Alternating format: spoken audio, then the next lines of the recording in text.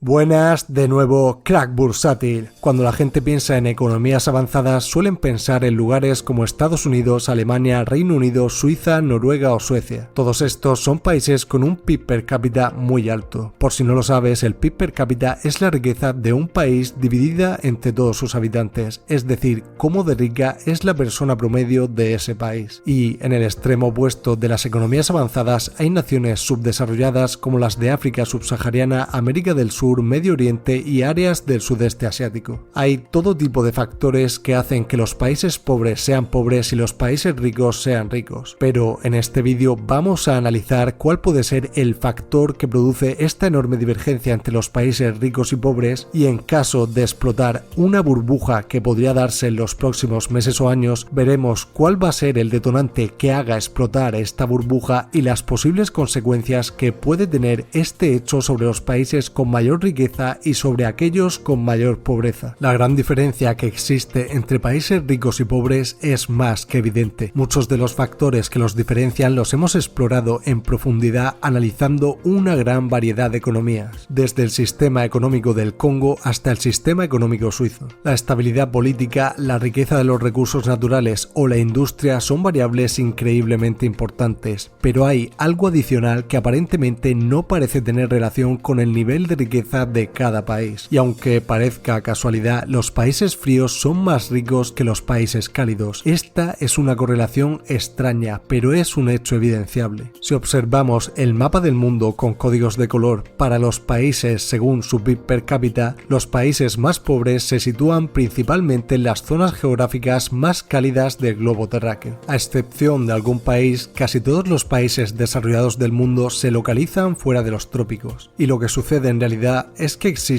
una correlación estadística entre el frío y la prosperidad. Pero, ¿es cierto que el frío de un país influye en su riqueza o es solo una casualidad? Lo cierto es que esta correlación se puede ver incluso dentro de un mismo país. Tomemos a Australia, por ejemplo. Sus dos ciudades más ricas son Melbourne y Sydney, ubicadas aquí, en la zona menos cálida del país. Y por supuesto, son las dos ciudades más prósperas de Australia. Sin embargo, Darwin debería ser la ciudad más rica del país, ya que posee grandes reservas de recursos naturales y tiene muy cerca grandes países como China, Malasia e Indonesia para comerciar con su materia prima. Por ello, nos sorprende que sea de las ciudades más pobres de Australia, pues la única mayor diferencia entre las otras ciudades y Darwin es su temperatura promedio. Para intentar explicar esta gran diferencia entre países pobres y ricos a causa de su temperatura, vamos a buscar las estadísticas que respaldan esta teoría. Nunca se han hecho estudios concluyentes acerca de esto, pero podemos observar la correlación entre la temperatura promedio de un país y el PIB per cápita de ese país para sacar nuestras propias conclusiones. Si hacemos una regresión lineal simple sobre esto, encontramos algunos resultados realmente interesantes. Y es que se ha demostrado que existe una relación negativa entre la temperatura y el PIB per cápita. Por cada grado Celsius adicional en la temperatura nacional promedio de un país, el valor esperado del PIB per cápita disminuye $762 por año. Esto significa que si el país A es 10 grados más frío que el país B, se espera que el país A alcance un PIB per cápita de $7.620 por año más respecto al país B.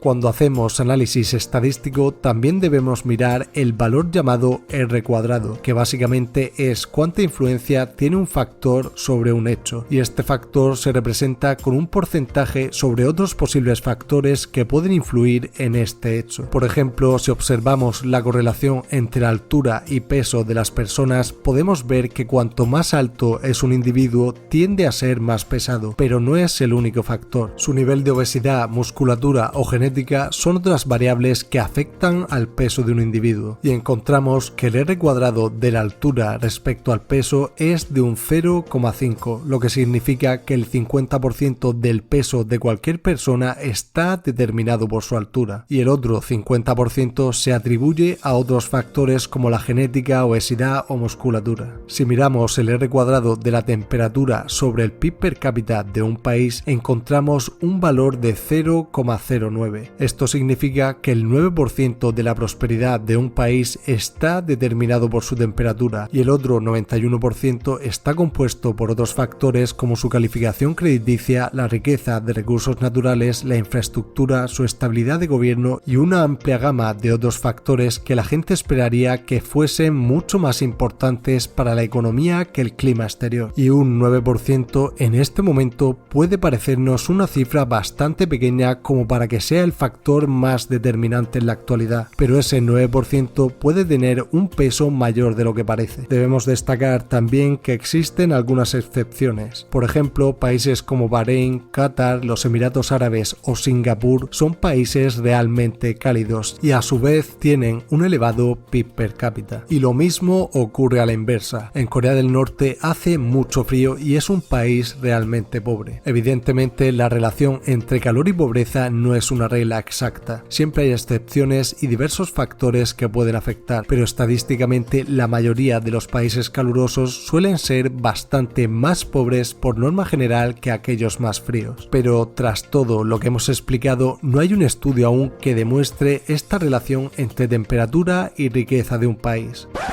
Pero existe una teoría que según los expertos es la más acertada. La teoría más destacada es la selección económica, algo parecido a la selección natural pero llevado al plano económico. Los climas más fríos son muy duros durante los meses de invierno en un país como Noruega. La gente no podría sobrevivir a estos meses de invierno a menos que planificaran con anticipación esa temporada. Para ello, durante los meses menos fríos del año deberían almacenar alimentos, construir buenos refugios, aumentar las reservas de combustibles como el petróleo, el carbón o la madera y proveer sus viviendas con todos los utensilios necesarios para sobrevivir al invierno. Desde el principio, esto dio a estas economías una ventaja y no es que la gente fuese más trabajadora por el frío, es que a lo largo de cientos de años las poblaciones que no eran precavidas en los meses previos al invierno acabaron extinguiéndose en estos países y solo aquellos que se adaptaron a este modo de vida consiguieron sobrevivir. Una choza de barro básica es un refugio más que suficiente en las regiones tropicales y también disponen de alimentos para cazar y recolectar durante todo el año, por lo que no hubo el mismo ímpetu para construir mejores viviendas y más resistentes, ni hubo necesidad de almacenar alimentos ni recursos para sobrevivir a una mala época. Por ello, podemos decir que las condiciones climatológicas desarrollaron unos hábitos de gran aprovisionamiento de cara al futuro en los países más fríos. Y por el contrario, los países más cálidos mantuvieron un estilo de vida más estable y constante. Este estilo de vida de acumulación de bienes para sobrevivir en los países fríos fue adaptándose a lo largo de varias generaciones para producir una sociedad que valora la cultura del esfuerzo y el aprovisionamiento. Y es que al ser una sociedad que se ha enfrentado a una situación más compleja que la de los países cálidos, su nivel de adaptación ha sido mucho más elevado y en unas condiciones mucho más severas, y por ello se ha arraigado este estilo de vida en su población. Aunque tengamos en cuenta que en última instancia hay más factores que solo el clima a la hora de determinar la riqueza de un país.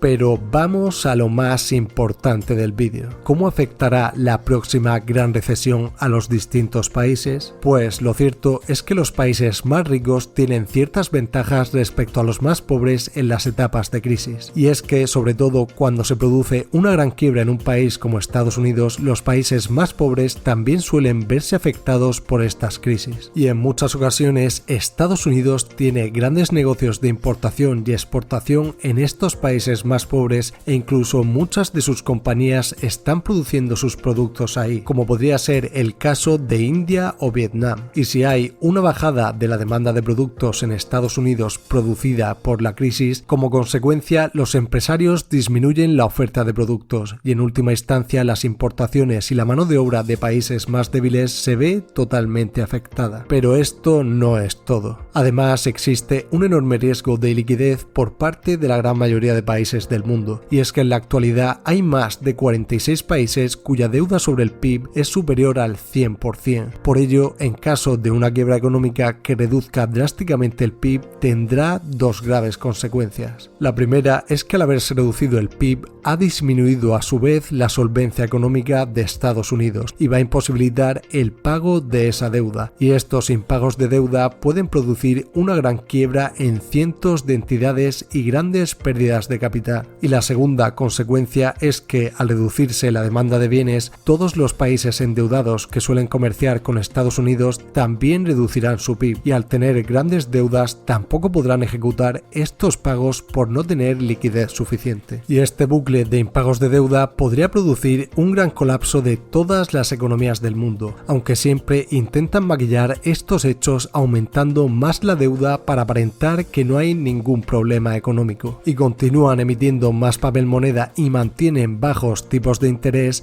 para mantener a miles de empresas zombie a flote para que sus trabajadores no pierdan sus empleos. Y todos estos acontecimientos son absolutamente insostenibles en el largo plazo. Lo único que se consigue es empobrecer más a los habitantes de la gran mayoría de las naciones y posponer una inevitable quiebra de la economía.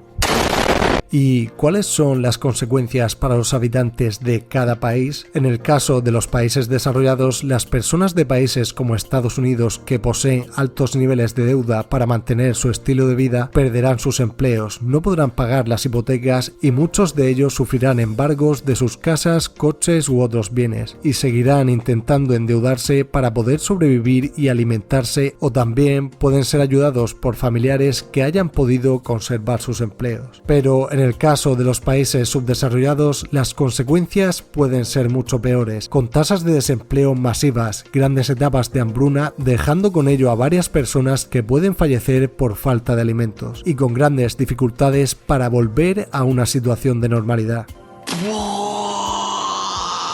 ¿Qué situación es más probable que se produzca en tu país? Déjame tu opinión en los comentarios y mira este vídeo para no perder tu dinero si tu banco quiebra. Y suscríbete si quieres seguir aprendiendo cómo funciona realmente el mundo económico. Crack Bursátil.